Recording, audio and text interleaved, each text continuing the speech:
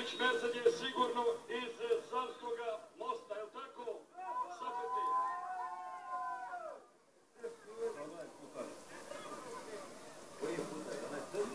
Arena je lijepa, sve je lijepo urađeno, sve pripremljeno. Ovdje na ovome lokalitetu, na ovome mjestu je po prvi put korida naredne godine, jer vas to svi oni koji vide da je ovako lijepo, doći će u većem broju.